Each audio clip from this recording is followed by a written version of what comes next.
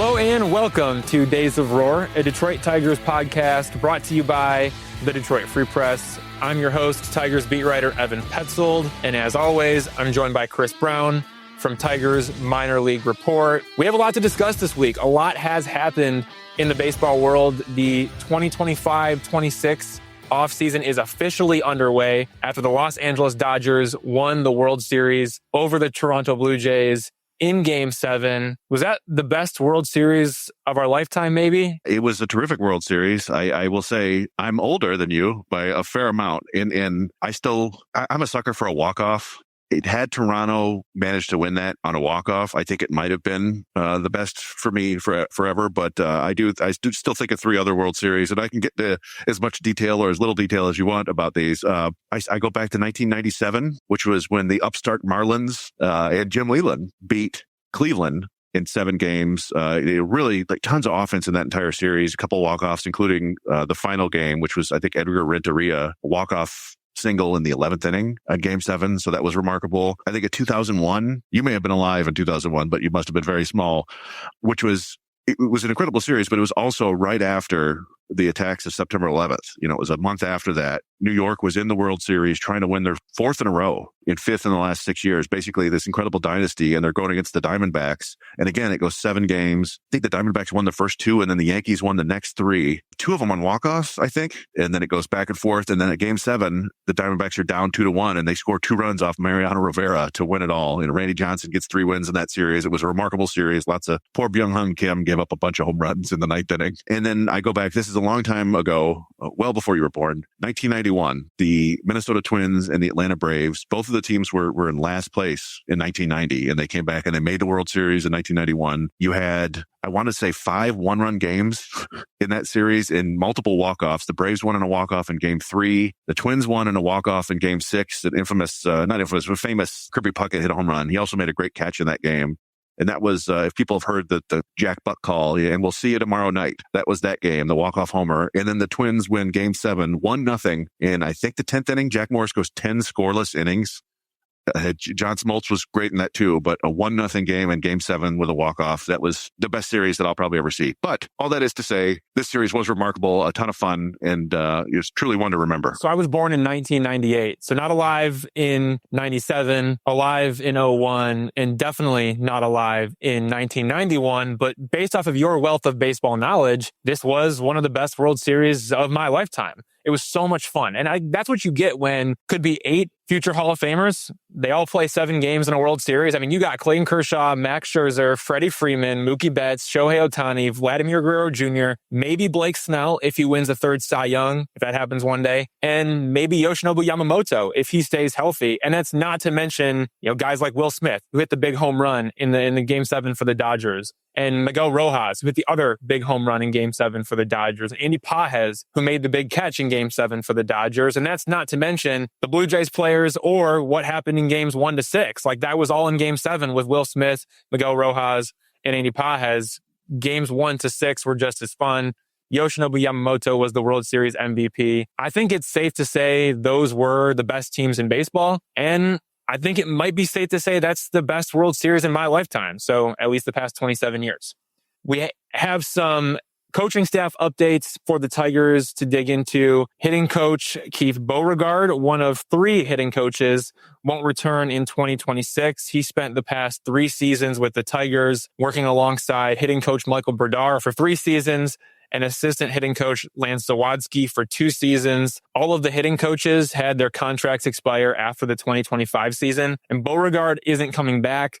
But Michael Bradar is returning for the 2026 season. So Bradar is back. Beauregard is out. That's 2 coaches who aren't returning. First base coach Anthony Iapoce and hitting coach Keith Beauregard. As for the latest news, the Tigers are hiring 2 coaches from the Baltimore Orioles, Anthony Sanders as the first base coach and Cody Ashe as the assistant hitting coach. So it's Anthony Sanders replacing Anthony Iapoce working as the first base coach. And it's Cody Ashe replacing Keith Beauregard, working as an assistant hitting coach. For both those 2 guys, Anthony Sanders, he spent the past 6 seasons as the Orioles' first base coach. He was their longest tenured coach on their staff before leaving. Ashe has spent 4 seasons in the Orioles organization, but only the past 3 seasons on the big league coaching staff, first as an offensive strategy coach for 2 years, and then as the hitting coach this past year. Before joining the Orioles, Anthony Sanders spent 13 years as a coach in the minor leagues with the Colorado Rockies. He worked as a hitting coach, a manager, a development supervisor, outfield base running coordinator. That guy's done it all in the minor leagues before becoming a first base coach in the big leagues with the Orioles. Both those guys also played in the big leagues. Sanders played 13 games in the big leagues from 1999 to 2001. Ashe played 390 games from 2013 to 2017. 2 former big leaguers, 2 former Orioles, both joining the Tigers coaching staff. So a little bit of turnover, but nothing too dramatic. Yeah, it's tough to know what you're getting, like, what even job responsibilities the first base coach has other than, timing the pickoff moves and stuff like that. I mean, obviously there's much more to it, but I'm not somebody who follows the coaching staffs of around Major League Baseball that closely. I will say I am a prospect nerd, and a good 10, 12 years ago, I remember Cody Ashe as a prospect. He was the third base prospect for Philly, and so was Maikel Franco.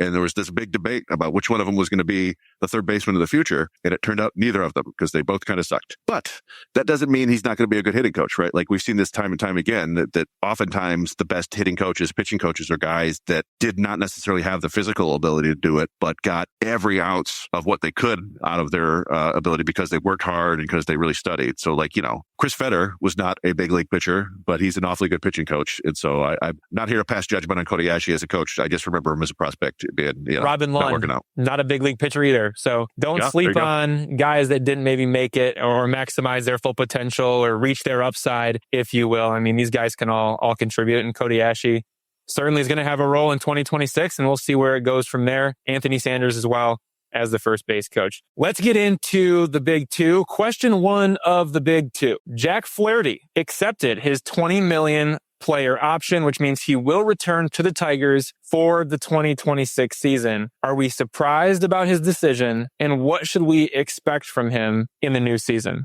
I was mildly surprised. We've talked about this a little bit, and I figured he would turn down the option and force the Tigers to give him a qualifying offer, which would have been, $2 million more. And now, the Tigers, he can pitch for the Tigers in 2026, and then they can give him a qualifying offer, and he might be, have to accept that and be on a 1-year deal again in 2027, not be a truly unencumbered free agent until 2028. I do wonder, Flaherty hasn't been involved in the players' union in the past. Maybe some might say a little too involved. There was a bit of a coup attempt at some point, but we don't need to get into that. And so he knows what's going on, and I'm sure he has, and I'm sure most of the players understand that there's a strong probability of a lockout coming in 2027. And I wonder if guys with options for 2026 are, because we saw it with Shane Bieber too. He took a $16 million option rather than become a free agent. I wonder if they feel like this offseason we're going to see teams really try to lowball players in the hopes that they will just take whatever they can get ahead of 2027 when they might be locked out. Other than that, I was, like I said, I was mildly surprised, and not to say that he was going to go out and get $20 million on the open market. He may have gotten 3 years and $50 million or something like that. He seems to be in that phylum of pitchers there that they can get that $15 million a year deal. As for what to expect from him, it's tough to say. The underlying numbers were better than the ERA this year, but he was also incredibly inconsistent. He relied so much on those breaking balls, and a lot of his success comes with being able to spot and throw hard with the fastball. You would hope it was closer to 2024, obviously, but yeah, I mean, I really can't predict. All you really hope for, I think, is the Tigers is you're going to get another 150, 160 innings out of him, get another 30 plus starts. And that's got a lot of value there, but it's tough to predict if he's going to be an all-star or, a fifth starter. I wasn't really sure what to expect when it came to this player option decision. After he made his decision to return to the Tigers, I kind of sat back and thought about it a little bit more. And it was like, was Jack Flaherty going to do any better than 1 year, $20 million on the free agent market? Certainly not in average annual value. Like, nobody was going to pay him more than $20 million per year. He could have gotten more years, probably 2 years, maybe 3 years, but Jack Flaherty's 30 years old. If he would have gone back to free agency and signed a 2-year deal or a 3-year deal, he would have been a free agent again at age 32 or 33. That's not conducive for a long-term contract, regardless of what happens with the new CBA. Nobody is giving a 32 or 33-year-old free agent with a history of up and down performance a 5-year contract. That's just not happening. But what about a 31-year-old free agent coming off a strong season? I think this is kind of the last chance for Jack Flaherty to secure a long-term contract, which is why he decided to stay with the Tigers, accepting the $20 million player option. The one piece of this is like, if he would have declined and become a free agent, could he have gotten 2 years, $35 million on the open market? And I'm not even sure that would have happened when you reflect back at Jack Flaherty last season, goes into free agency, 2 years, $35 million, which was really like 1 year, $25 million with a $10 million player option that increased to $20 million once he made the 15 starts. So that's how Flaherty ended up with this $20 million decision. But basically all he got last offseason was 2 years, $35 million. And that was after posting a 2.95 ERA in 18 starts with the Tigers, getting traded to the Dodgers, and winning the 2024 World Series. All he could get was 2 years, $35 million. If that's all he could get last offseason in free agency, why would he be able to get even the same deal this offseason in free agency, considering he posted a 4.64 ERA in 31 starts? A 4.64 ERA is not how you get a raise in free agency. So I think when you look at it that way, less about the market, more about Flaherty's value, I understand why Jack Flaherty did not want to test free agency again, especially after what happened to him last offseason, where he wanted that long-term contract. He wanted 5 years, $100 million, but he never got close, and he ended up having to settle for 2 years, $35 million from the Tigers before spring training started in February. He didn't want to do that again. That was a terrible experience for him. So when you put it that way, I'm not surprised. And the other outcome, aside from the player option or free agency, would have been the qualifying offer, which is the 1 year, just more than $22 million. For that to happen, Flaherty would have had to decline his player option. Then the Tigers would have had to extend the qualifying offer. And there are a few things there. What if the Tigers didn't extend the qualifying offer, opting to spend the $22 million elsewhere? Well, then Flaherty ends up back on the free agent market with the blemish of the Tigers not wanting him for $22 million, which sets the market for other teams. It says Jack Flaherty is not worth $22 million. That's bad for Flaherty. And even if the Tigers would have extended the qualifying offer, and if Flaherty declined to go test free agency, well, then he goes into free agency and his value drops immediately because he has this draft pick compensation attached to him because he declined the qualifying offer. So the other 29 teams, they probably wouldn't want to give up one of their top draft picks for Jack Flaherty, because we know who Jack Flaherty is. So for all of those reasons, I think Jack Flaherty just played it safe. He said, hey, I will accept the $20 million. And just like that, he's returning to the Tigers for 2026. The big question now is, will he improve? Like we mentioned, he had the 4.64 ERA. It was an increase in walk rate.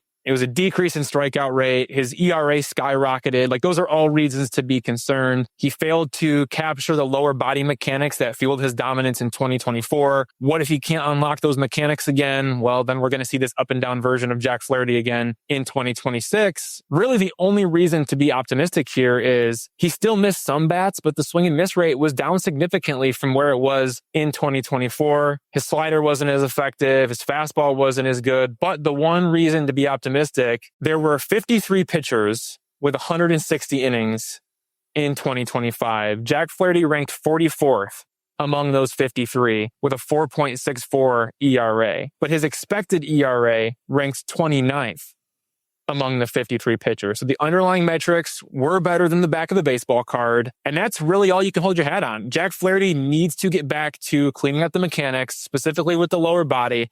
If he can get that figured out, the old Jack Flaherty comes back. If not, I don't see how the Tigers can count on him as anything more than a number 4 starter in the rotation. Again, it was a 4.64 ERA in 31 starts in 2025. He's going to have to be better than that in 2026. Question 2 of the big 2. Dillon Dingler won the American League Gold Glove at the catcher position. He is the first Gold Glove winner for the Tigers since Ian Kinsler in 2016, and the first Tigers catcher to win a Gold Glove since Pudge Rodriguez in 2007. What are the chances Dillon Dingler becomes a mainstay at the catcher position? Similar to Pudge Rodriguez, Lance Parish, Alex Avila. What is Dillon Dingler's future going to be here with the Tigers? Because it wasn't too long ago that we thought Jake Rogers was the catcher of the future. Can Dillon Dingler avoid a similar outcome and establish himself not only as the number one catcher going into 2026, but a mainstay going into the future? Yeah, I think his chances of doing that are very strong, actually. Jake Rogers is always a great defender. He had power, but he was not nearly the complete player that Dillon Dingler is. Obviously, the defense is already there. Winning a Gold Glove in your first full season, that's pretty remarkable. And yeah, he was an above average offensive player overall this year. WRC plus for the season was 109, but even if you split it in half, it was 121 in the second half of the season, thanks to he was just walking slightly more. And I think we can kind of expect that level of performance from him going forward. The one thing you worry about, though, is catching is incredibly hard, and it's very hard on the body. And we've seen instances before throughout baseball and with the Tigers. Adley Rutschman looked like an MVP candidate in his first two seasons. Last year, he was looked like a backup. And you can go back, you mentioned Alex Avila was amazing in 2011, pretty good in 2012. And then other than that, he was kind of just an average catcher, kind of a backup. Now, part of that, I think, and I've never heard Alex Avila say this, but I think that if he played in the era where the shift was banned, I think he would have continued performing very well. He had kind of perfected that line drive swing to shallow right field, which is where the second baseman / third baseman was always parked back in the day when they ran the shift against all lefties. So he got a little bit screwed by that, but still, you catch a lot, you break down, and you think back to, and again, this is before your time, but one of the big names from when I was young was Matt Noakes. He had this monstrous season with the Tigers when he was really young, looked like he was going to be a star, the next Lance Parish, and then he was just kind of okay, kind of a backup for the rest of his career, or, a average player. So that's the one thing you can't predict with catching is it's just so physically demanding that Dingler might break down. But if he can stay healthy and stay, basically doing what he was doing this year, I don't see why he can't be a multi-time All-Star even. Now, I guess Alejandro Kirk and Cal Raleigh will have something to say about that. But just from a production level, I think he's got a chance to be that level player for the next 3, 4, 5 seasons. 3, 4, 5 seasons is exactly the point here. Dillon Dingler, yes, he is 27, but he is so young in his big league career. He's only played 153 games, 27 games in 2024, 126 games in 2025. He doesn't become a free agent until after the 2030 season. So he has 5 more seasons with the Tigers, which opens the door to him becoming this mainstay at the catcher position where they can rely on him year in, year out, as long as he stays healthy, to be worth at least 2 WAR, maybe even more than that, right? Like that is the type of productivity the Tigers need out of the catcher position year in and year out, and you can get it from Dillon Dingler. When you look at what he did, he had a 4.1 F-WAR. Not only did that lead all Tigers position players, yes, even better than Spencer Torkelson and Riley Green and Kerry Carpenter. His overall performance, 4.1 F-WAR, tied for third among all MLB catchers. Dillon Dingler can be that dude. He does it behind the plate. He does it at the plate. You look at what he did offensively. He hit nearly 280, 13 home runs, walked at a 5% rate, struck out at around a 24% clip, had a 109 WRC plus, so he was above league average. And then behind the plate, catching more than 1,000 innings. First Tigers catcher to do that since Alex Avila in 2014. He also, when you look at the OPS, it was a 752 OPS at the plate. That was the best mark by a Tigers catcher with at least 300 plate appearances since Eric Haas in 2022. So when you combine Eric Haas's power potential and what he's able to provide, Alex Avila behind the plate, being able to lock down all those innings, like you marry those two things together, you have a catcher who can work behind the dish at an elite rate and somebody who can hit at an above average clip. That is who Dillon Dingler is. And I think that's who he can be moving forward going into the future. Another thing too is we also have to remember the Tarek Skubal factor here. Not only did Dillon Dingler step in as the Tigers' number one catcher, but he also took over essentially as Tarek Skubal's catcher. And Tarek Skubal had a 1.88 ERA and a 34.3% strikeout rate in 25 starts with Dingler compared to a 3.86 ERA and a 23% strikeout rate in 6 starts without Dillon Dingler. Tarek Skubal better with Dingler than without Dillon Dingler. I think that speaks volumes about who Dingler is. I don't think that's just happenstance. I think that tells you everything you need to know about Dillon Dingler, his preparation, and what he's able to do. Yes, Tarek Skubal, best pitcher in the world, but Tarek Skubal lets Dillon Dingler call the pitches. That's how it works. And this is the big leagues. Like the hitters are paid to hit too, no matter how good Tarek Skubal is. So you have to tip your cap to Dillon Dingler, not only for what he did offensively and defensively across the entire season, but also the way that he was able to get the best version of Tarek Skubal out for 25 of Tarek Skubal's 31 starts. So impressive all the way around. Dillon Dingler defeated Alejandro Kirk, of the Toronto Blue Jays, Carlos Narvaez of the Boston Red Sox to win the award. I also like the fact that he gave credit to catching coach Ryan Cienko and teammate Jake Rogers when he talked about winning the award. I thought that spoke volumes, specifically about Jake Rogers. We all know how it went down. Jake Rogers started the year as a starting catcher, got hurt, and then Dillon Dingler comes in and takes over, and he really just runs with the starting job, and Jake Rogers is relegated to the backup. And Jake Rogers barely played just because it was impossible to take Dillon Dingler's bat out of a lineup, which forced him in even more so than the Tigers would have ever expected. Jake Rogers doesn't play very much, but Jake Rogers was still there with Dillon Dingler before every game in the clubhouse, going over the scouting report, coming up with a game plan, working with pitching coach Chris Fetter and the pitcher for that day, helping Dillon Dingler come up with a game plan. I think that says a lot about Jake Rogers and who he is. He is a true leader behind the scenes, and he deserves a lot of credit for what Dillon Dingler was able to do. All right, we're going to take a break, but when we come back, we are joined by someone who knows a thing or two about catching. The big wheel, Detroit Tigers legend, Lance Parish.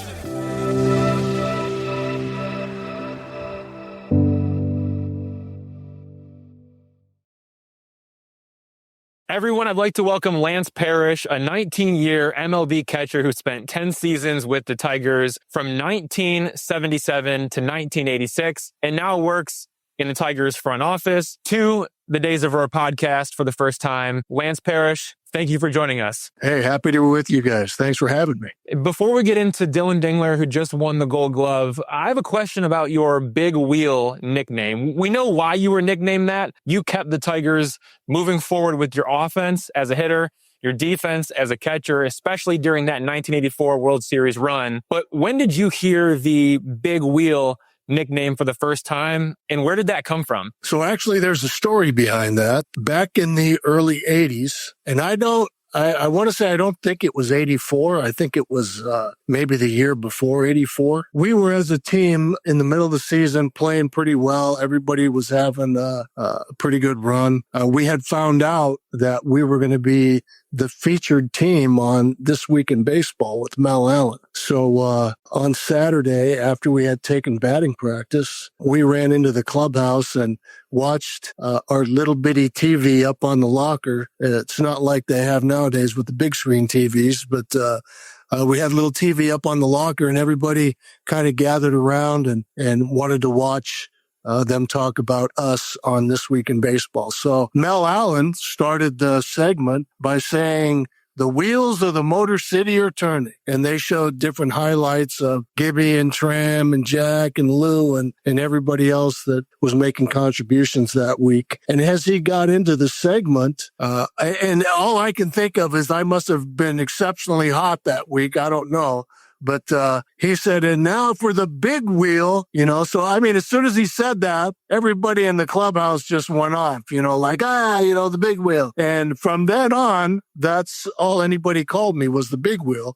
And I've always said they could have called me a lot worse things. So the big wheel's not too bad. But I got it from Mel Allen. So that's the story. That's incredible. And you played for quite a long time in the big leagues. Like we said, 19 years, known as the big wheel. But after your MLB playing career, you work as a coach, minor leagues, major leagues, for many years. But since the end of 2019, you've been a part of the Tigers in the front office. You were a special assistant for a while. Now you're listed as a legend ambassador. What does that role entail, and how connected are you to the Tigers even to this day? Well, to be honest with you, I'm on call pretty much for whatever the Tigers would like me to do. And I guess they can title me anything they'd like in that regard. It was nice being the special assistant to the general manager, but I can honestly tell you that there really wasn't a whole lot that I did differently than I do now. So, I do functions for the Tigers at the ballpark.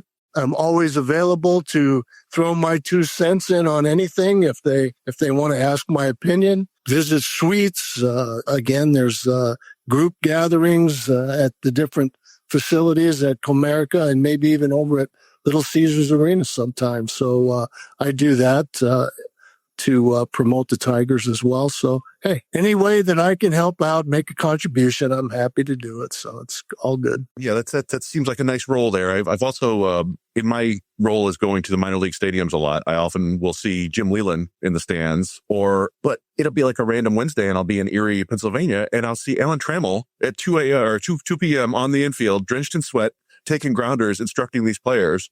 And I guess my question is what's wrong with him? Why doesn't he just want to retire and relax?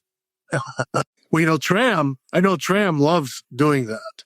And he wants to be as involved as much as possible.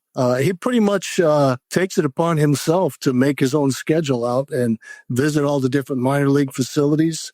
And when he's there, he definitely wants to be a hands-on guy. He loves to be out on the field, working with the infielders or, in any capacity that he can benefit the ball clubs. He even does the same thing with the big league club when he comes through Detroit. Always available to, help out and do whatever he can, advice or instruction or whatnot. So, good for him. I mean, he is our Hall of Fame representative, and, he's obviously was a very good player, is a very good instructor, a very intelligent guy, and the Tigers are lucky that, I think anyway, that he has lent himself to them in such a big capacity. So, good for him. I appreciate that. And, Leland's the same way. Jim goes around and pretty much acts as an advanced scout, watching to see what goes on and sharing his opinions with the front office guys. So, and I know that, these guys are baseball lifers. Leland's been in the game forever. Tram's been in the game forever. They love being connected, love being a part of what's going on. And they are, I would have to think, a big factor in the Tigers' rise as a ball club and how they performed the last few years. Their opinions are very, very highly sought after. So, again, good on them. I appreciate their efforts. Yeah, I think it's got to be really valuable for these young players to have a Hall of Famer there helping them with their player development. And that kind of leads me into another question that I think you might be uniquely able to answer here, having been a player and having been a manager. And I talked before this where I was fortunate enough to talk to you like 20 minutes a few years ago, back when you were managing West Michigan. And you told us a story about when you were coming up, how the Tigers had you playing third base and also tried to turn you into a switch hitter. And I'm not sure if many people know those stories. If you want to tell those, that would be great. But also just kind of your perspective on player development now versus what it was when you were coming up. Well, I can tell you it's night and day between the way it was when I first came up and the way it is now. Just from, a sheer numbers perspective of instructors. It's funny you mentioned that. I've told that story a few times when Tom and I have been on the road peddling our book that we just co-wrote together for the last year. Actually, those stories come up. But, as it goes, I was signed as a third baseman, which was kind of a surprise to me, to be very honest with you, because, all throughout my career as an amateur, from Little League all the way through my senior year in high school, I primarily either caught or pitched. I caught because nobody else wanted to my first year in Little League, and that kind of stuck with me, and I enjoyed doing it, to be honest with you. And then I started pitching because I could throw hard, and I had pretty good control. It wasn't like I had a big repertoire of pitches. I threw a fastball and a slider, and that was it. But I was pretty successful at it, and I thought, well, maybe the Tigers, when they drafted me, might be interested in me being a pitcher. But when Jack Deutsch, the scout for the Tigers, showed up at my house after I was drafted, he said, well, the Tigers want you to play third base. And I was almost shocked. It's not like I hadn't done it before, but the only times I'd ever really played third base was when our regular third baseman was injured. And I was, a good enough athlete that I could move around the field and do a halfway decent job. So I guess maybe when the Tigers came to scout me, I was playing third base and I must have looked pretty good. So they said they wanted to make me a third baseman. I was like, okay, well, you're the boss. If that's what you want me to do, that's what I'll do. So I went to Bristol, Virginia, and my rookie year, and I played third base the entire year. And I did make the All-Star team. I don't think that's any indication that I was a great third baseman or a great hitter. I think I was okay at third base. I was still learning, and I hit a few home runs. I mean, I had a horrible batting average. I think I hit around 210, something like that. But after that season was over, and we had a great year. I don't know if anybody looks into those records from way back when, but in 1974, the Bristol Tigers of the Appalachian League won the championship. We had Mark Fidrich on that team, a guy by the name of Bob Sykes, left-handed pitcher, who was a starter who went 11-0 with like a 1-something ERA. It was amazing. And Bird had a pretty good year, but I had nothing to do with that because I was playing third base. We played a 70-game schedule. We were rained out one game that we never made up, so we played 69 games. We were 52-17 on the year, ran away with the championship. So that was my introduction to professional baseball, and it was pretty awesome, to be honest with you. We had a great team. But then after the season was over, they told me they wanted me to go to instructional ball, and that was down in Florida. We operated out of this exact same ballpark that the Toronto Blue Jays play in now. It was just a little podunky ball field back then, but that's where we had our home base for instructional ball. And when I went down there, Hoot Evers, our farm director at the time, and he let me in on the fact that he goes, so basically when I sat down with him, it was like, okay, so here's the deal. You're not playing third base anymore. We're going to move you to catcher. So I was like, that's fine. I've been catching my whole life. I'm good with that. And he said, and we want to make you a switch hitter. And I was like, a switch hit? I said, I've never switch hit before. And he goes, we feel like that, you're a good enough athlete, you'll be able to figure it out. And he said, with that short porch in right field in Detroit, if you ever figure it out, there's no telling how many home runs you'll hit. And I said, but I've never switch hit before. You know what I mean? So, it was just it was like, wow. And so this is how professional baseball works. And, the funny thing about that is, when I was managing in West Michigan, for example, Dave Littlefield, our farm director, came through town one day and we got to talking about this, that, and the other thing. And that particular issue came up. He asked me about that and I told him the story and he just started laughing. And I go, what's so funny? He goes, well, I'm the farm director of the Tigers. He goes, you know what would happen to me if I took our number one draft pick after he played rookie ball and switched positions and made him a switch hitter? He goes, I'd have been fired yesterday. So they don't do those sort of things now. But, the ironic thing or the crazy thing was I switch hit throughout instructional ball, even though I'll be honest with you, I didn't even get to play that many games because I was learning a new position. All the time I spent was in the bullpen warming up pitchers, which I got sick of, to be honest with you. They'd throw me into a game every once in a while, and I was either in the batting cage working on switch hitting, or every once in a while, they'd throw me out in the game and let me catch a few innings and, try to, hit off of somebody left-handed, which I, wasn't real successful at. So fast forward to the next year, I go to Lakeland. They moved me up to A-ball. And my manager is, for you baseball historians, Stubby Overmeyer, who was a professional pitcher, pitched in the big leagues, I believe. But he comes by his name, honestly, I want to say he was like 5'7" or 5'8", and he was a left-handed pitcher. Which, okay, so that's fine. And the only other coach that we had on the team was another pitcher, a guy by the name of Mike Dwyer. And he was a right-handed pitcher. So here I am. They moved me up to A-ball. I have a new position and they want me to switch it. I don't even have a hitting coach. And we didn't have a roving hitting instructor in our organization back then either. Wayne Blackburn, nicknamed Blackie, was our quasi-roving hitting instructor, but we never saw the guy during the season. He was out scouting. He was also a scout. He never came through. So it was up to me and my manager and my other coach to figure out what was going to benefit me, trying to switch hit. I couldn't even pull the ball for the first half of the season.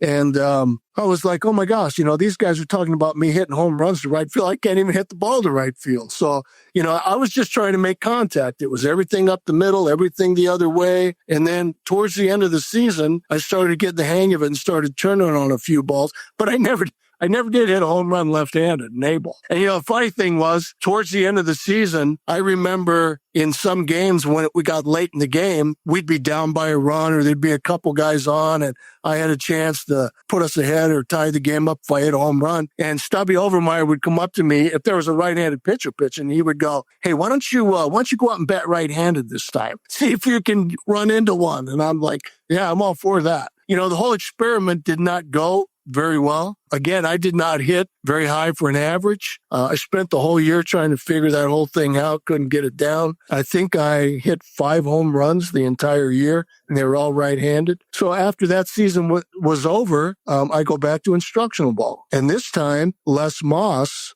is my manager, or he's managing instructional ball. He's running instructional ball. And he basically tells me, that's it for the switch hit. And I go, I'm just starting to get the hang of it. And he goes, you're not switch hitting anymore. He goes, the experiment's over. He goes, you got too much power right-handed to be screwing around left-handed. So, I'm just sitting there going, well, I played 2 years in professional baseball, and I've gone from batting right-handed, playing third base, to catching and switch hitting. And now I'm back to batting right-handed and catching. So, but the crazy thing was they kept moving me up. So it didn't matter what I hit. It was like, they just kept, I don't know if that's the way it would fly today in today's world, but, I draw the comparison when I say it's kind of ironic compared to the way it was back then and the way it is now. Because I did not have a hitting coach in A-ball. We didn't have a roving hitting instructor or coordinator, so to say, speak of. And nowadays, in the major leagues, you've got 2 hitting coaches and assisting hitting coach, plus all the analytics guys that are trying to figure stuff out. In the minor leagues, you've got a hitting coach and an assistant hitting coach and the 2 roving hitting coordinators that, float around and visit, all the time. So you're always seeing them. But it's like, go back to when I signed and when all the guys on that 84 team pretty much signed. It was kind of flip of a coin if you were going to have a hitting coach on your team or not when the season rolled around. So, it was fortunate for me that I hooked up with Les Moss that year. And when I went to AA, he was instrumental in turning me around as not only a catcher, he made me a halfway decent catcher. And I can't even tell you how much he helped me offensively. I was horrible my first year or my first half of the season in AA. I couldn't hit nothing. In fact, Hoot Evers called me on the phone and just ripped me apart one night. And I'm thinking, these guys are going to release me any day because, I was just terrible. But Les brought me to the ballpark the second half of the season in AA. And every series that we were home, I had to come to the ballpark early every day and work on my hitting, which, again, if it wasn't for Les Moss, I've said this a million times, I'd have never made it to the big leagues. But, he had me hitting off the curveball machine, trying to figure out how to stay back on the ball and, watch it and drive it the other way. And eventually I became a pretty good off-speed hitter. And, I hit a lot of my home runs later in the season the opposite way into center field, which was his idea from the very get-go. So I worked on my defense on the road, worked on my offense at home. And the next year, again, I went to instructional ball. And then, I was like, I played baseball. It felt like year round every year. But the next year after instructional ball, I went to AAA. And Les moved up with us. We actually won the Southern League Championship that year in AA. And Tram came up that year. He was just drafted and played rookie ball. Was playing in Bristol, Virginia. Our shortstop got hurt. We needed a shortstop. So they moved Tram up to play shortstop with us down the stretch. And we ended up winning the championship. He did a great job. And then he stayed there and repeated AA with Lou. Lou came up to join him the next year, and I went to AAA, and I finally had a good year. Everything kind of came together, and I hit 25 home runs with 90 RBIs in AAA, and I was a September call-up, just a couple days ahead of Lou and Allen, and that's kind of where we all converged and started the process of putting that 84 team together. But, it's a lot of fun, a lot of crazy stuff along the way, but it worked out. A couple of things there. Number one, thank goodness the Tigers moved you back to catcher because you're one of the great catchers in Tigers history.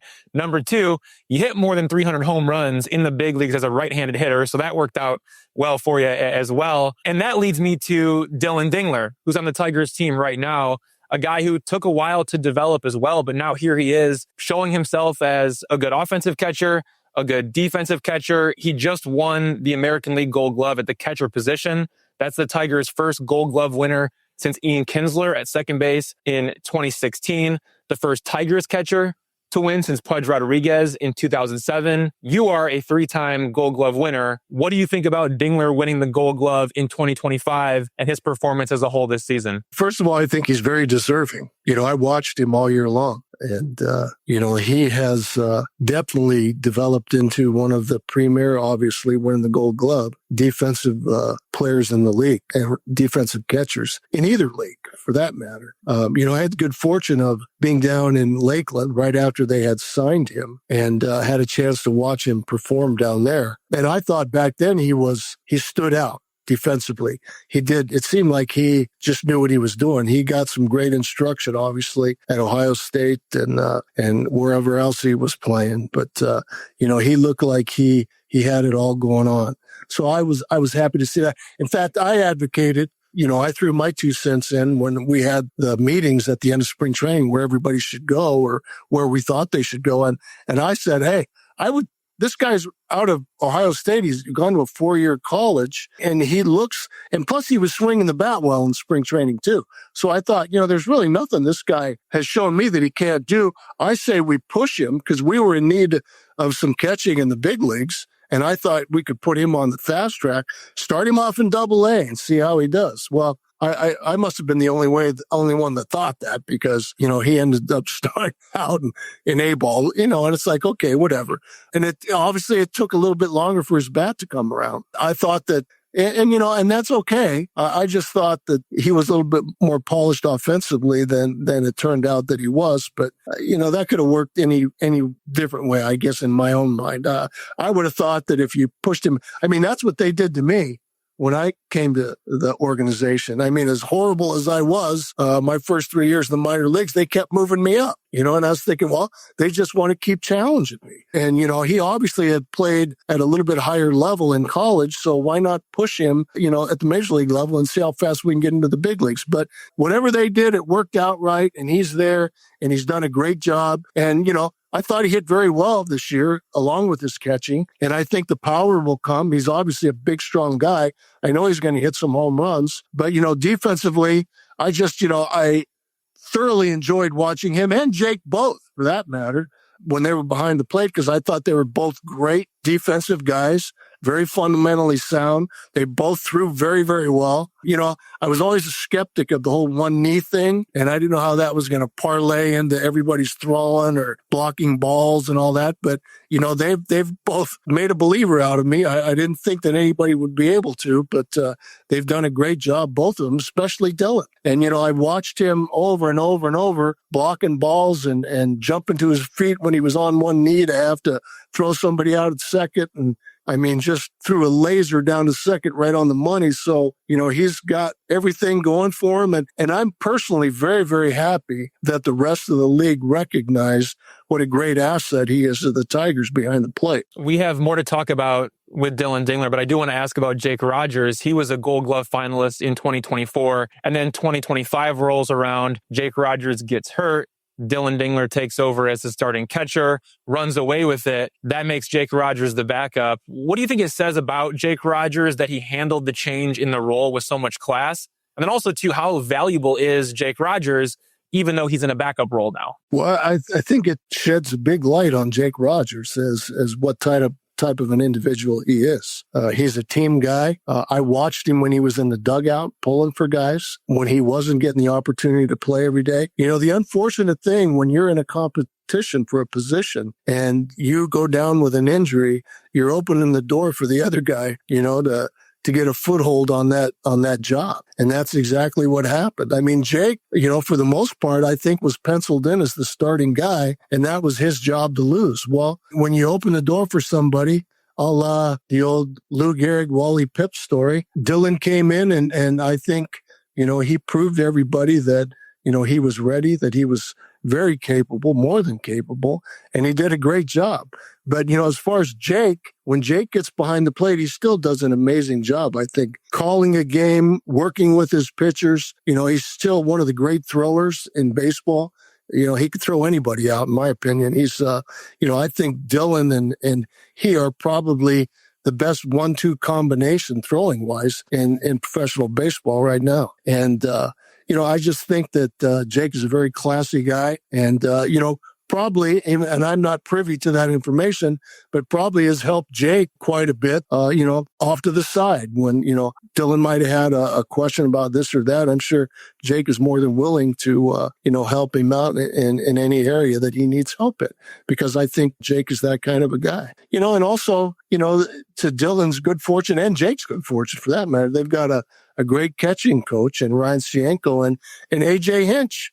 Himself was a catcher, at the major league level. So there's a lot of instruction and advice, I'm sure, that flows around in that little arena when all those guys are together. And I think it's really benefited Jake and Dillon both. I want to give you a quick tip to your evaluation abilities here, because Dillon Dingler hit his way out of A-ball in like 6 weeks back in the day. He was awesome in West Michigan. They sent him up to Double-A Erie, but then he kind of hit a wall. He was there for parts of 3 seasons. And I'm just kind of curious, I've always believed that catching is the most difficult position in all professional sports. You would be uniquely qualified to answer that question, but I'm kind of curious what you think makes it so hard. Like, we've seen a lot of guys run into that wall in Double-A, and it's for Dingler, it took time for him to figure out the offense. And is it just splitting the duties between defense and offense that makes it take these guys longer to develop? Well, I think that's one of the big things. Yeah, it's very difficult to, when you're not swinging the bat well, just push that out of your mind and concentrate on what you're doing behind the plate. I had the good fortune of playing with guys like Tram and Gibby, and they would always remind me if I came back to the clubhouse and I was pissed because I took an offer. It's like, hey, we won the game. You did a great job behind the plate. That's really all that matters. If you don't contribute offensively in any game, as long as you do the job behind the plate, that's really what matters. You need to guide the pitching staff. You need to do a good job throwing, to the bases, which, when I heard that a couple of times, it was like, all right, that's the mindset that I have to take into each and every game. And, it's a difficult thing to do. I mean, everybody wants to contribute at both ends of the spectrum. I have to say that, I took a lot of pride in my offense. I always wished that I was a better hitter than I was. Fortunately, I hit some home runs, but have to say at the end of the day that my biggest contribution, I felt like, to the success of our ball club was always what I was able to do behind the plate and working with the pitchers and being able to control a running game and, all of that. So the offensive part is always fun. Everybody likes to hit all day long, every day. And when you're taking batting practice, nobody really likes to, if you're a catcher, work on blocking balls and all that other stuff. And maybe that's one of the things that makes it difficult for guys to be successful at both ends. You take a beating back there. There's just no doubt about it. It's hard on your knees. It's hard on your back. You take a few foul balls here and there and you wear that for a week or two, especially if you're, hitting your hands or your elbows or, whatever else that you're using to try to swing a bat with. That's why, I'll be honest with you, I tip my hat big time to Cal Raleigh for the year that he had. Oh my gosh.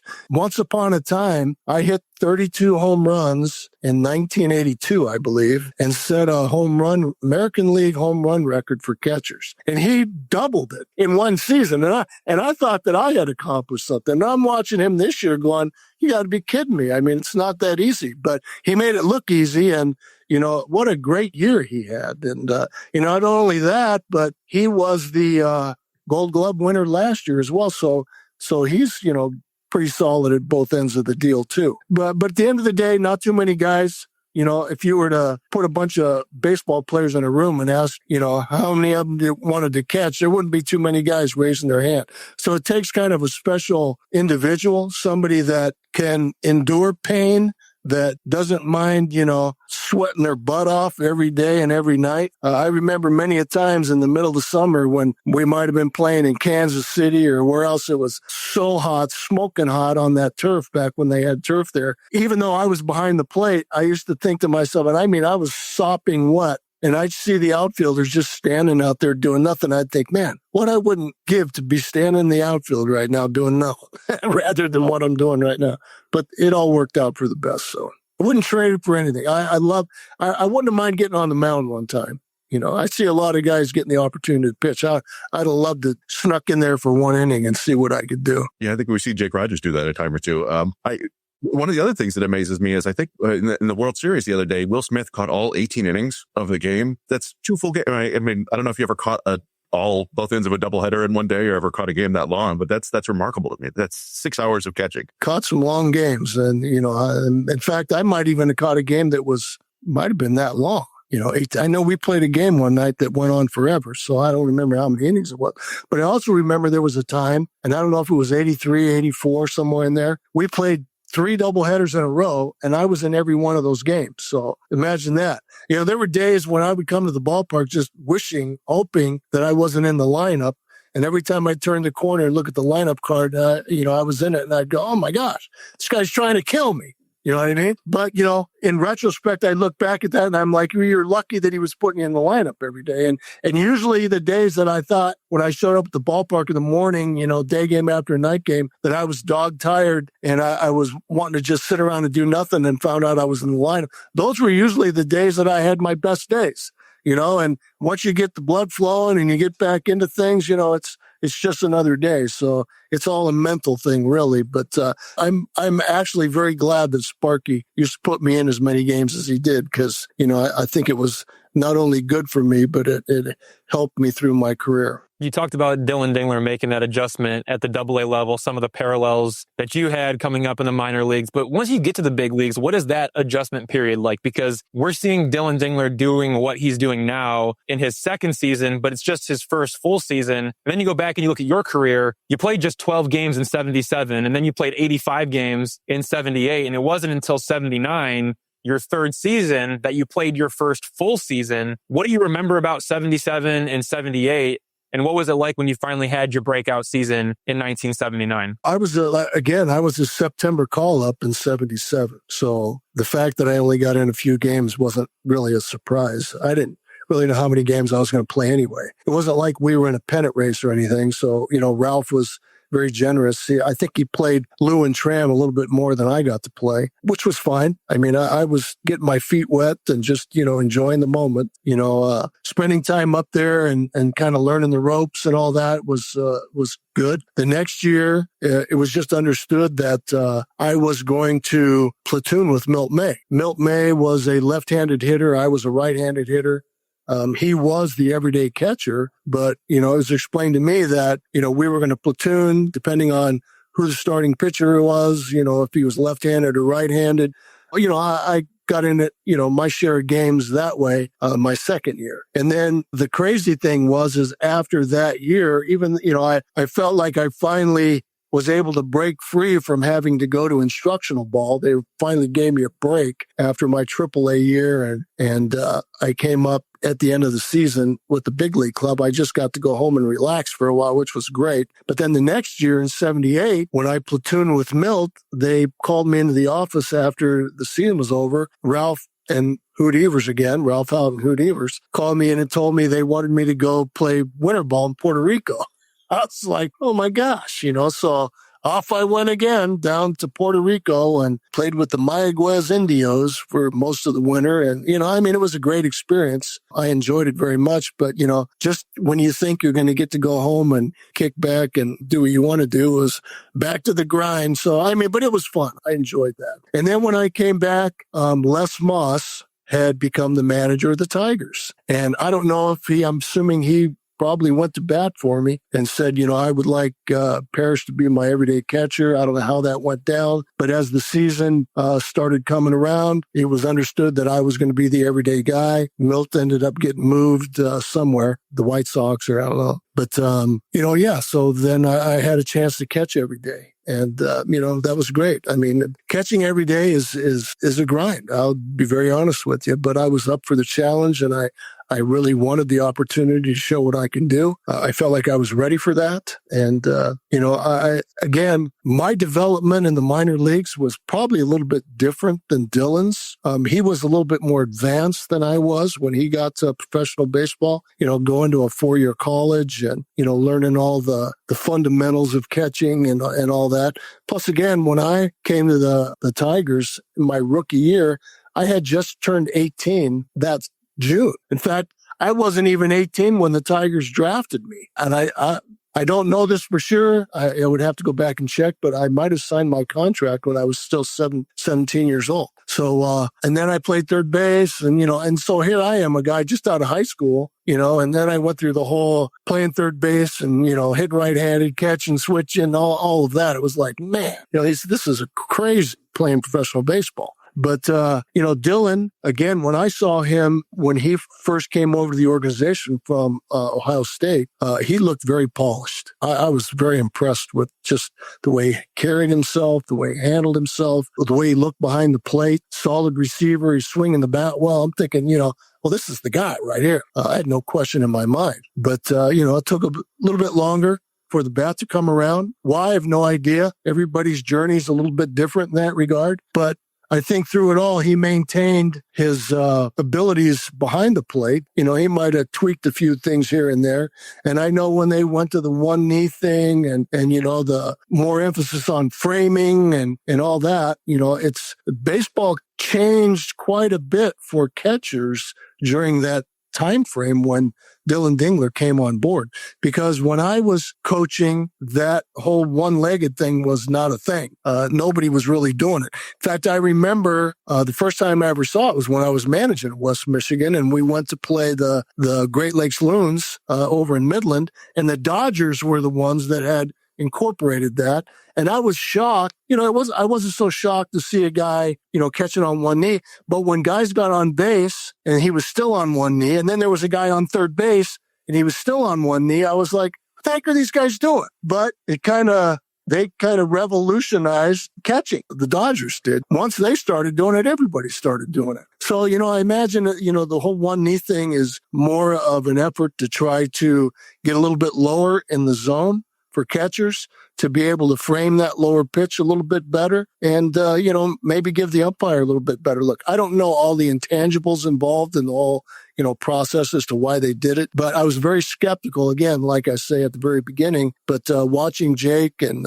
Dillon and a few others around the league and how they are able to do it and how they jump out of that kneeling down position and throw the ball to second base or any base, it's pretty remarkable, actually. But, I still think that, it's just my opinion, you'd have a little bit better coverage blocking balls if you were on both feet rather than one knee. So just, throw that out there.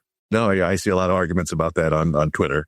So hopefully you're just staying off social media because there's nothing good that happens there. But one of the things that from the outside looking in, at least for me, I'm 45, the current Tigers team feels a lot like that core when you were coming up in the late 70s and early 80s, whereas you had, Tram and Lou and you and Jack and Dan Petrie. This team has, Green and Torkelson and Carpenter and, Skubal and Mize. It makes me wonder that, there were some other guys in that crew with you that didn't quite make it to 84, right? You get Kemp and Thompson and Pat Underwood and these other ones. And I'm curious what it's been like to watch this team, this current Tigers team, grow up and to become a playoff contender. And if you feel like they need to, at some point, make those moves to bring in the Dave Bergman or the Willie Hernandez or the Chet Lemons to kind of, or Darrell Evans, add some more veteran leadership. You're always building, you're just always building. I think that they've come a long way. They have a solid ball club. Any team that can boast that they have the best record in Major League Baseball at the All-Star break has to be doing something right. I think injuries, once again, cost them a little bit on the second half of the season. Their offense kind of went south a little bit for them. But I think the blueprint of what Sparky and Bill LaJoy followed with us was we had a good nucleus of young players and we had a good pitching staff. They brought some guys on board. They, again, added, like you mentioned, Darrell Evans and Dave Bergman and Willie Hernandez and Rupert Jones and, a few other guys that really made our ball club very solid. I mean, we were pretty solid all the way around. We were strong offensively, defensively, and we had pretty good pitching as well. So, and I know that that's what these guys are shooting for. Might not be as easy to put that together unless you got real deep pockets and you're willing to spend, outspend everybody else like the Dodgers seemingly do. Nothing seems to stop them if they want to go out and get somebody. They just seem to have the cash ready and available. So, and that doesn't necessarily mean that you're going to win. Tigers are very capable of, beating the Dodgers on any given day. As expensive as that ball club is and, the talent that they have, I know the Tigers could line up with them and could have during the course of the season, beat them on any given day. But where do the Tigers go from here? That's above my pay grade. I don't know. I know that, again, they're always looking to improve. If they can do that, whether it's by trade or picking up a couple free agents, just my personal opinion, I felt going into the season last year, it would have benefited the Tigers. And again, this is just Lance Parish, the fan, looking at the ball club and saying, I wish that we would go out and get a big bat, somebody that not only could be a leader in the clubhouse kind of a guy, but a guy that could lead, through performance out on the field and be that guy in the middle of the lineup that everybody could. I know Miguel Cabreras are hard to come by.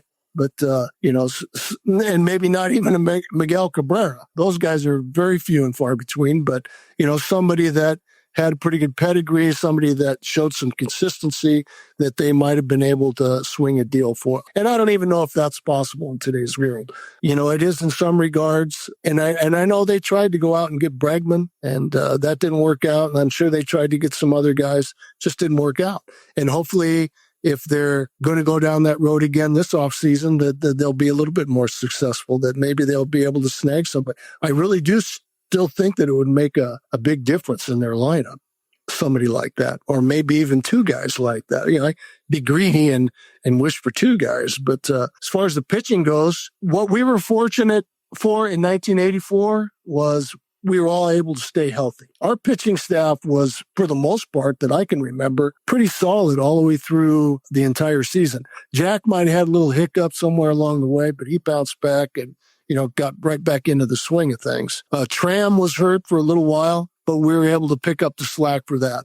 But most everybody else stayed healthy. And I think that's what needs to happen if you want to win a championship. You got to keep your horses in the lineup, keep everybody healthy. And sometimes you just aren't that lucky or aren't that fortunate.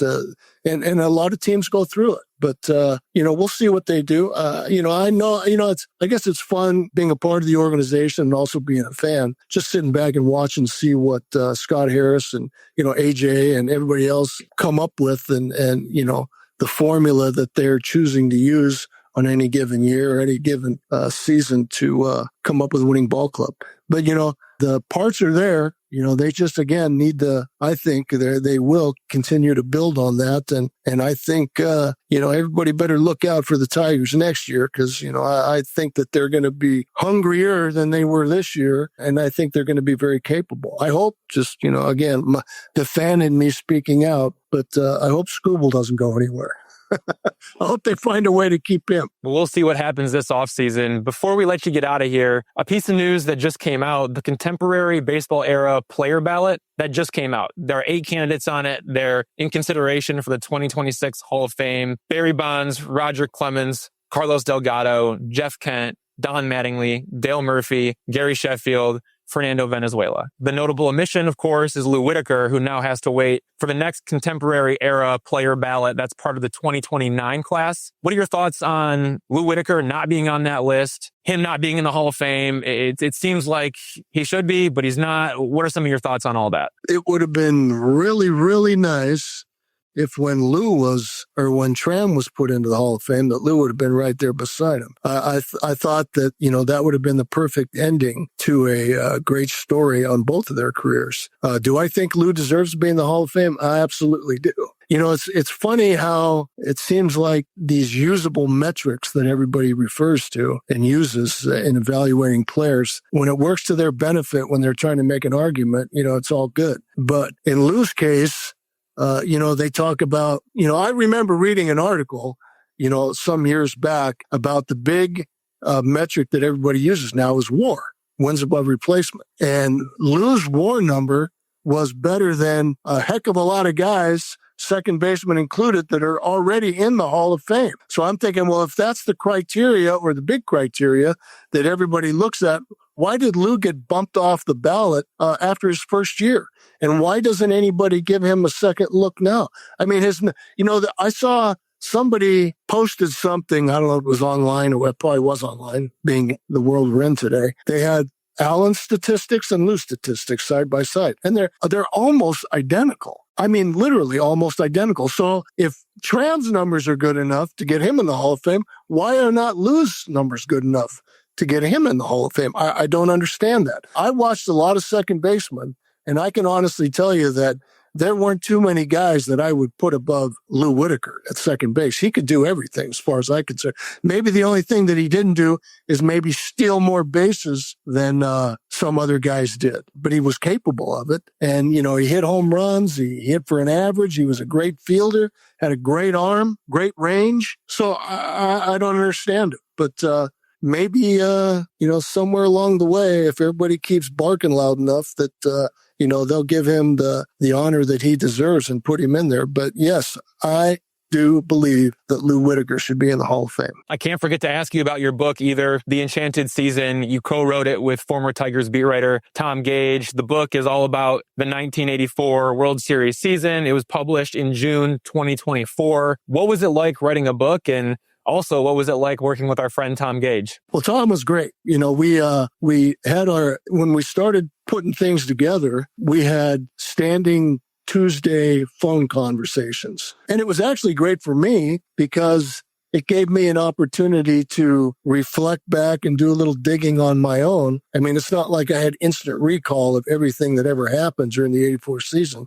I mean, a lot of things obviously stuck with me and I remembered a lot. But there was also some things that when I was doing my own research, it was like, oh yeah, I said that a lot. But it was kind of it was an honor, number one, because, just having the opportunity to be the guy or one of the guys to do a project like that about our 84 team, and I wanted to shed, my objective was I wanted to shed a light on really how great that team was. I think a lot of people in baseball kind of don't give that 84 team the credit that it deserves. I'll be shocked, as I'm sure a lot of people will in baseball, if anybody ever beats our 35-5 start. I just don't ever see that happening. I feel very fortunate to have been a part of the team that did that. 35-5 in the beginning of the season, winning our first 17 games on the road, wire-to-wire champ. We set and I love to twist the knife a little bit in the side of our 68 guys about, we won one more game than they did throughout the course of the season. So we have the right to call ourselves the best team, in Tiger history because we won the most games. It's fun to sit down and have the little debates on which team was better, 68 or 84. But, we had some great players on that team and we had great chemistry, great leadership. Sparky was awesome. Our coaching staff was awesome. We had guys that pushed one another, held each other accountable. And it was just, an incredible season. I guess the only hiccup that we had during the course of the year, it would seem, was we lost one game to the Padres in the World Series. But other than that, sweeping Kansas City, which I always thought was a great team. And then doing what we did in the World Series was just a lot of fun. And the way that they talk about the game 7 of this series, the way it ended up. And, commentators are saying, it's the greatest game 7, or the last game of the World Series that, anybody's ever seen. Well, when we beat the Padres, I thought it was pretty exciting, game 7, with Gibby hitting that final home run and putting the icing on the cake for us and the contributions that everybody made. I thought it was a pretty exciting game, but I am pretty biased about that. But, it was, it was just, and again, with the book, it was a fun project. It was a labor of love. I got to go back and see just incredible how everybody was. From Jack Morris's no-hitter to Dave Bergman's 13-pitch at bat and then hitting a home run off of Roy Lee Jackson. Just little things that stand out like that. And it was just a fun project to do. And Tom did a great job putting the book together. In fact, I would always rib him a little bit when we were doing our book signings.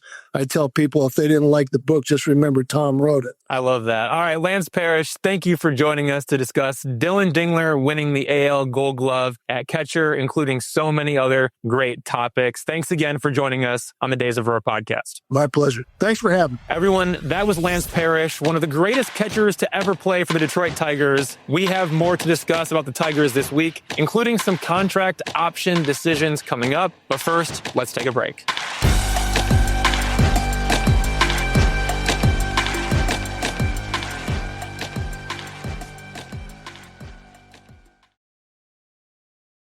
All right. Thanks again to Lance Parish for joining us. Chris, how awesome is Lance Parish? Hey, it's just so much fun to listen to him talk. You know, I always talk about this, like there are baseball people in the world who will talk to anybody and everybody about baseball and tell you stories. And just, it's awesome to hear somebody with that level of experience. And, you know, he's seen the mountaintop, and it's a, I don't know. 19 years in the big leagues, 8-time All-Star, 6-time Silver Slugger, 3-time Gold Glove winner, 1984 World Series champion. You look at what he did production-wise, it was a .252 batting average, 324 home runs, above average offensively throughout his entire career, which is really, really hard to do. I mean, this is a guy who, he did it all, and he was the heartbeat of the Detroit Tigers for such a long time. After the Tigers picked him 16th overall in the 1974 MLB draft out of high school. Lance Parish, loved having him on. Hopefully we can do that again sometime. All right, we have some contract option decisions to talk about. We already know about a couple of them. Jack Flaherty accepted the $20 million player option. The Tigers declined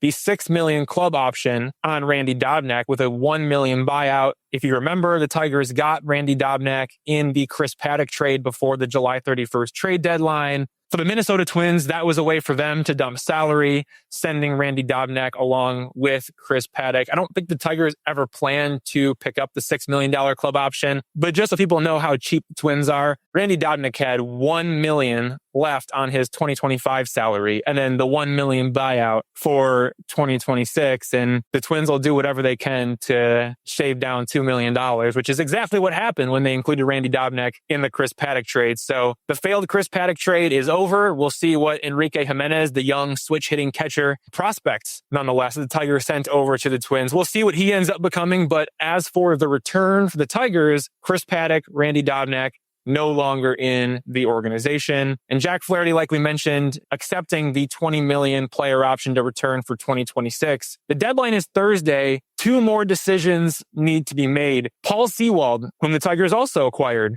at the July 31st trade deadline, he has a $10 million mutual option with a $1 million buyout. And in that case, both sides have to agree for Paul Sewald to come back for $10 million. If either side says, nope, we're declining, then Paul Sewald becomes a free agent. Safe to say, Paul Sewald is accepting his portion of that mutual option. I'm sure Paul Sewald would love to return to the Tigers, or any team for that matter, for $10 million. The Tigers, however, there's no way to bring Paul Sewald back for $10 million.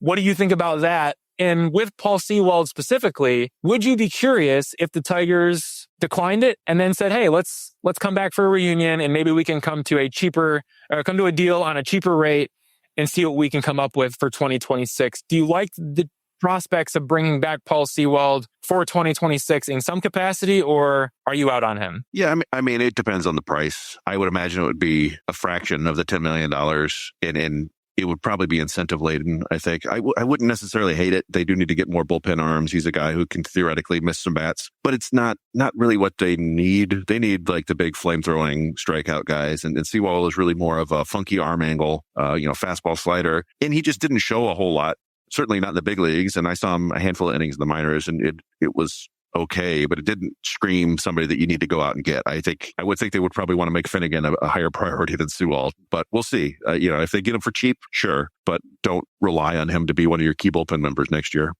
And then we also have Jose Urquidy. He has a $4 million club option. Will the Tigers pick that up, or will they not? I think they might. I think they will. just because they have so much invested in Jose Urquidy. He came back from his second Tommy John surgery. They rehabbed him. They got him back to the big leagues for the first time in 2 years. Yes, when he returned, the command was no good. The Tigers were hoping to count on Jose Urquidy down the stretch, just like they were hoping to count on Paul Sewald down the stretch. Jose Urquidy, though, the command was not very good. And the stuff was so-so, but the command wasn't good enough. And I don't really know how they could have expected any more from him, considering coming back from a second Tommy John surgery, it's going to take time to lock in that command. And it just wasn't good enough down the stretch, which is why we did not see Jose Urquidy in the postseason. Also why we didn't see Paul Sewald in the postseason. He had 2 shoulder injuries that limited him for most of the season. Another reason why there's no way the Tigers bring him back for $10 million. But for Jose Urquidy, do you like the idea of bringing him back? And do you think that the Tigers could actually put him in the competition for one of the spots in the starting rotation? Like right now, you have Tarek Skubal,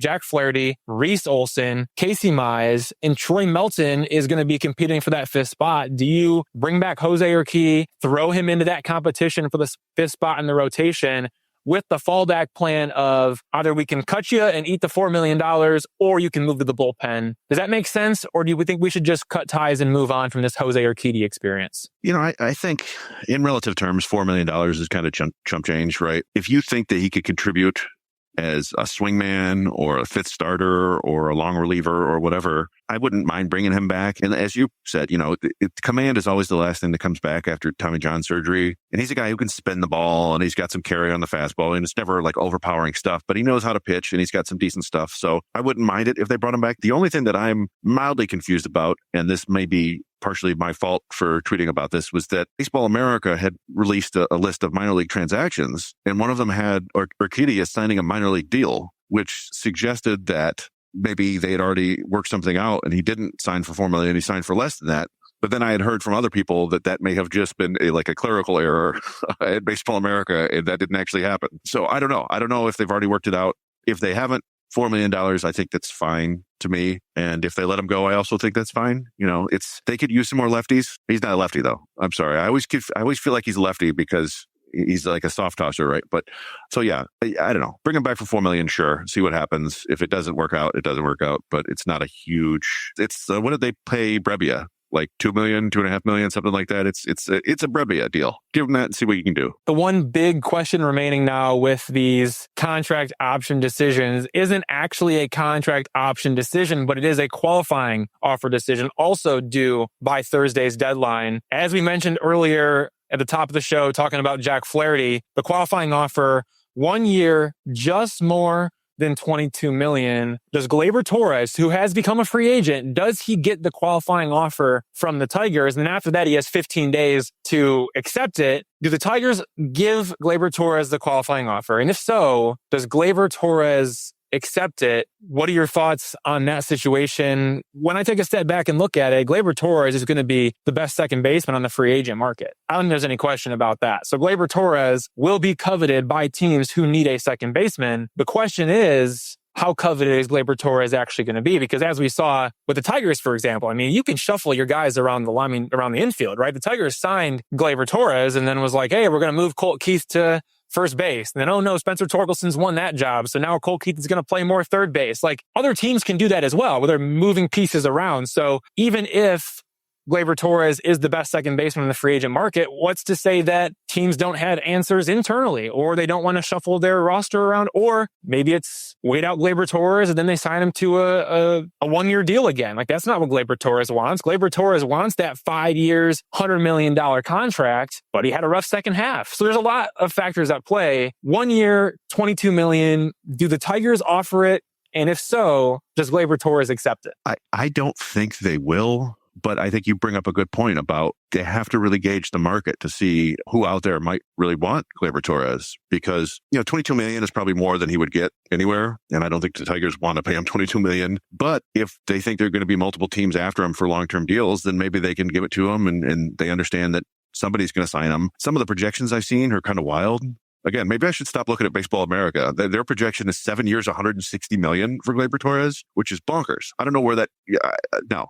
It's not happening. The Fangraphs, they have theirs. They do it crowdsourced, and they also have their expert. Ben Clemens did it. He said 3 years, $54 million. That sounds reasonable to me. $18 million a year for 3 years. I don't know if he signs for that if he's got a qualifying offer attached, but the crowd source thought it was like 4 years, $72 million. So again, like $18 million a year. I guess it would be fascinating to me just to see. It's almost like a referendum on Colt Keith. If they think Colt Keith can be their everyday third baseman or second baseman next year, then I think you don't give Torres the qualifying offer, you let him go. If they're worried about that, you bring Torres back and you get Keith playing one of those two positions and Kevin McGonigal pushing from behind, and you figure it out that way. To me, Torres is he's not the sort of athlete that I want to give a long-term contract to. And I don't know if other teams will do that, but I really don't think the Tigers are going to give him the qualifying offer just based on the possibility that he might very well take it. Well, it just comes down to less about what the market thinks of Gleyber Torres and more about what does Gleyber Torres think about Gleyber Torres. Because if Gleyber Torres thinks he can get a long-term deal in free agency, well, then he's not going to accept the qualifying offer. And the Tigers would benefit from giving it to him to get a draft pick back